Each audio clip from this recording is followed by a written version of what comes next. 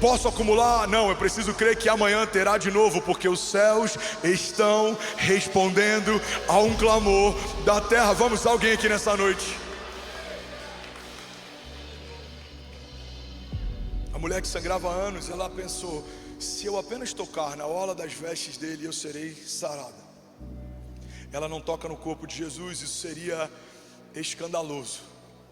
Embora o fato dela estar no período menstrual, no meio da multidão, na cultura da época, já era não só escândalo, como motivo dela ser apedrejada. Mas ela não toca no corpo de Jesus, ela toca em algo que tocava Jesus. Isso é suficiente, a tal ponto de não só ela receber a cura, não só ela receber de Jesus virtude, como fazer o mestre parar no meio de uma multidão que o pressionava para falar: alguém me tocou diferente. Um toque da terra liberou algo dos céus, e quando os céus tocam a terra, algo acontece.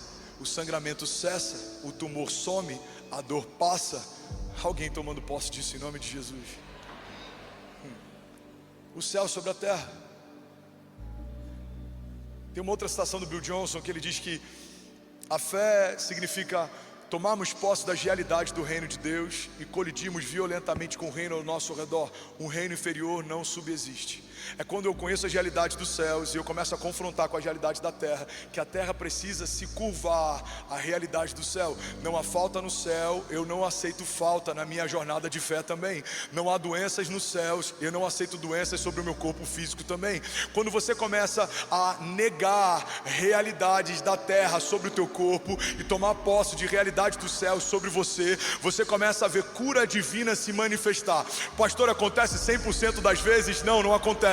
Mas se fosse 1% delas já seria suficiente. Eu não sei quantos serão curados, eu não sei por que alguns não são, mas uma coisa eu sei: eu já vi mais pessoas sendo curadas do que não sendo. Eu já vi tumores sumindo, eu já vi cegos enxergando. Na última cruzada de milagres em Cajamar, um jovem levantou de uma cadeira de rodas e a família ficou celebrando, porque Deus manifestou a sua vontade sobre a terra.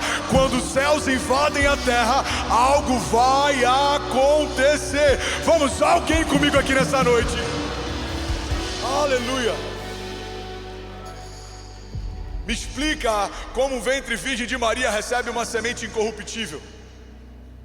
Os céus tocam a terra e um ventre nunca visitado passa a gerar. Me explica como o ventre estéril de Isabel começa a gerar a voz que clama no deserto.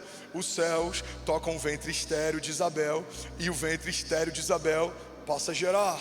Me explica como o mar se abre para o povo passar. Me explica como leões jejuam na presença de Daniel. Me explica como Sadraque, Mesaque e Abidnego fazem uma fornalha aquecida muitas vezes mais se tornar uma pista de dança, de louvor e adoração a Deus. Me explica como alguém como Saul se perde a ponto de ser destituído do reino, e alguém como Davi é lembrado mesmo sem ter sido cogitado pelo seu pai. Ele não foi lembrado pelo pai, mas o céu se lembrou, mandou chamar e ungiu. E quando os céus tocam a terra, algo vai acontecer.